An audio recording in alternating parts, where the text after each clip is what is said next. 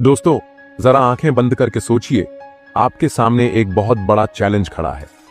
आपके विरोधी ताकत में आपसे कई गुना बड़े हैं। आपके पास ना सेना है, ना पैसा, ना सत्ता, लेकिन आपको जीतना है, और वो भी बिना लड़ाई के। सवाल ये है, क्या आप जीत सकते हैं? आज मैं आपको वो मंत्र देने जा रहा हूं जो चाणक्य ने हजारों साल पहले दिया था। वो 4 अस्त्र, साम, दाम, दंड, भेद, जिनसे आप बिना तलवार उठाए दुश्मन को हराकर अपना लक्ष्य पा सकते हैं। ये सिर्फ किताब के शब्द नहीं हैं, ये जंग के मैदान में आजमाए हुए हथियार हैं। चाणक्य कहते थे, बुद्धि से जीती हुई लड़ाई 100 तलवारों से जीती हुई लड़ाई से बड़ी होती है। ज्यादातर लोग ये गलती करते हैं कि जैसे ही किसी से टकराव हुआ वो सीधे भिड़ जाते हैं, लेकिन जो असली विजेता होते हैं वो पहले दिमाग से खेलते हैं, फिर जरूरत पड़ी तो मैदान में उतरते हैं, क्योंकि बिना खून बहाए जीत लेना सबसे बड़ी जीत है। आपको अपनी जिंदगी में रोजाना ऐसे हालात मिलेंगे, ऑफिस में, पॉलिटिक्स, बिजनेस में, कंपटीशन, रिश्तों में टकराव, या अपने सपनों के रास्ते में अड़चने। हर जगह ये 4 हथियार आपका काम आएंगे। पहला हथियार है साम, मतलब बात करके जीतना।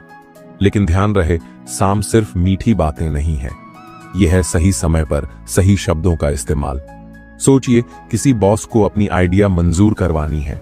अगर आप सीधे आदेश देने लगेंगे या भावुक हो जाएंगे तो शायद रिजेक्ट हो जाएगा।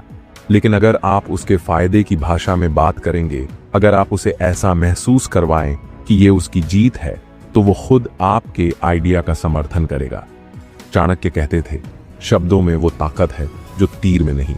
दूसरा हथियार है दाम, मतलब लाभ, इनाम या प्रलोभन देकर काम निकलवाना।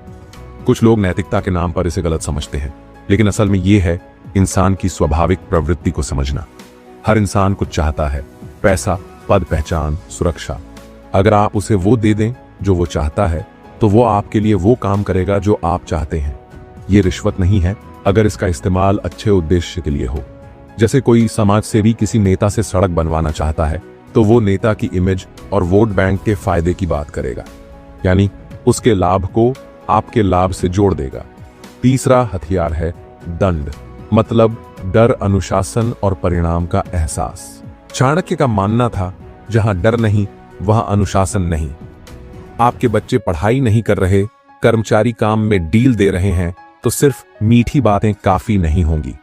उन्हें यह एहसास दिलाना होगा कि अगर उन्होंने लापरवाही की तो उसका नुकसान होगा, और वो भी तुरंत। दंड का मतलब सिर्फ सजा नहीं है, यह है स्पष्ट नियम और परिणाम, ताकि लोग आपके शब्दों को हल्के में ना लें। चौथा हथियार है भेद, मतलब जानकारी का इस्तेमाल करके जीतना। जानकारी ही असली ताकत है।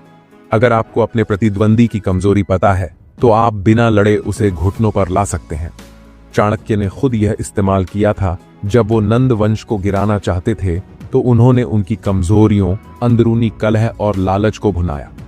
युद्ध हुआ, लेकिन नंद पहले ही अंदर से हार चुका था। जिंदगी में सीधी लड़ाई में 2 ही नतीजे होते हैं, एक जीतता है, दूसरा हारता है। लेकिन बिना लड़े जीतने में आपकी जीत होती है, और दूसरा खुद को हारा हुआ महसूस भी नहीं करता, यानी दुश्मनी कम, असर ज्यादा।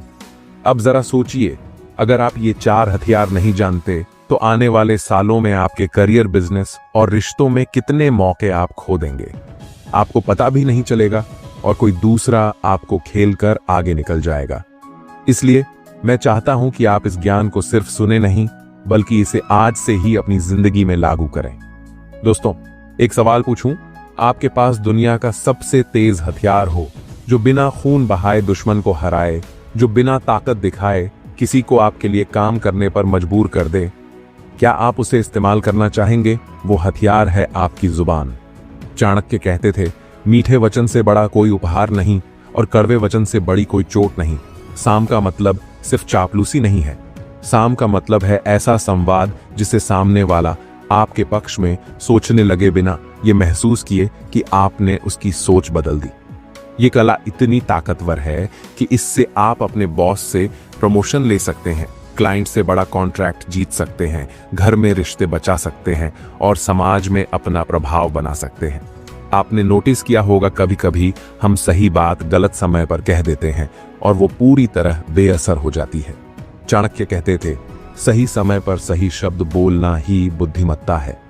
उदाहरण के लिए, अगर आप अपने दोस्त से मदद मांगना चाहते हैं तो उस वक्त कीजिए जब वो खुश हो, संतुष्ट हो, न कि जब वो गुस्से में हो या परेशान हो। साम की सबसे बड़ी तकनीक है सामने वाले की भाषा में बात करना। ये भाषा सिर्फ लफ्जों की नहीं होती, ये होती है उसकी जरूरतों, भावनाओं और इच्छाओं की भाषा। मान लीजिए आप अपने बॉस को कोई प्रोजेक्ट पास करवाना चाहते हैं। अगर आप कहेंगे सर, ये प्रोजेक्ट मेरी टीम के लिए अच्छा है, तो हो सकता है वो ना माने। लेकिन अगर आप कहेंगे सर, इस प्रोजेक्ट से आपकी डिपार्टमेंट की परफॉर्मेंस 40% बढ़ जाएगी, तो ये उसकी भाषा है। साम की सबसे बड़ी ताकत यही है कि ये दुश्मन को भी दोस्त बना सकती है। चाणक्य का एक प्रसिद्ध किस्सा है।